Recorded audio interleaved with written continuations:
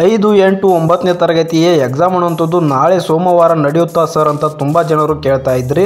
ಇವಾಗ ಎಲ್ಲ ವಿದ್ಯಾರ್ಥಿಗಳು ಪರೀಕ್ಷೆಯನ್ನು ಬರೆಯಲು ತುಂಬಾ ಟೆನ್ಷನ್ ಆಗಿದ್ದಾರೆ. ಏಕೆ ಅಂತಂದರೆ ಈ ಒಂದು ಹೈಕೋರ್ಟ್ನಿಂದ ಯಾವುದೇ ಒಂದು ಮಾಹಿತಿ ಅನ್ನುವಂಥದ್ದು ಇನ್ನೂ ಕೂಡ ಯಾರು ಬಿಡ್ತಾ ಇಲ್ಲ. ಇವಾಗಲೇ ಶುಕ್ರವಾರದಂದು ಇದರ ಬಗ್ಗೆ ಅಂತಿಮ ತೀರ್ಪು ಅನ್ನುವಂಥದ್ದು ಬರುತ್ತೆ ಅಂತ ಹೇಳಿದ್ರು. ಆದರೆ ಯಾವುದೇ ಒಂದು ತೀರ್ಪು ಹೈಕೋರ್ಟ್ನಿಂದ ಬರಲಿಲ್ಲ. ಹಾಗಾಗಿ ಎಲ್ಲ ವಿದ್ಯಾರ್ಥಿಗಳು ತುಂಬಾ ಕನ್ಫ್ಯೂಸ್ ಆಗಿದ್ದೀರಾ. ಇವಾಗ ನೀವು ಕೇಳುತ್ತಿರುವಂತಹ ಪ್ರಶ್ನೆ ಏನಂತಂದರೆ ಸೋಮವಾರದಂದು ಎಕ್ಸಾಮ್ ನಡೀತಾ ಅಥವಾ ಇಲ್ವಾ ಸರ್ ಅಂತ ಕೇಳ್ತಾ ಇದ್ರಿ. ಇದರ ಬಗ್ಗೆ ಮಾಹಿತಿಯನ್ನು ನೀಡೋದಾದರೆ ಸದ್ಯಕ್ಕೆ ಶಾಲಾ ಶಿಕ್ಷಕರು ವಿದ್ಯಾರ್ಥಿಗಳಿಗೆ ಹೇಳಿರೋದೇನಂತಂದರೆ ಸೋಮವಾರದಂದು ಈ ಎಕ್ಸಾಮ್ ಅನ್ನುವಂಥದ್ದು ಮುಂದುವರಿಸ್ತೀವಿ ಅಂತ ಹೇಳಿದ್ದಾರೆ. ಆದರೆ ನಾಳೆ ಸೋಮವಾರ ಎಕ್ಸಾಮ್ ನಡೆಸಲು ಸಾಧ್ಯವಿಲ್ಲ. ಏಕೆ ಅಂತಂದರೆ ಇನ್ನೂ ಕೂಡ ಹೈಕೋರ್ಟ್ನಿಂದ ಯಾವುದೇ ಒಂದು ತೀರ್ಪು ಕೂಡ ಇದರ ಬಗ್ಗೆ ಒಂದು ಮಾಹಿತಿ ಕೂಡ ಬಂದಿಲ್ಲ. ಹಾಗಾಗಿ ನಾಳೆ ಎಕ್ಸಾಮ್ ಅನ್ನುವಂಥದ್ದು ನಡೆಯುವ ಸಾಧ್ಯತೆ ತುಂಬಾ ಕಮ್ಮಿ ಇದೆ.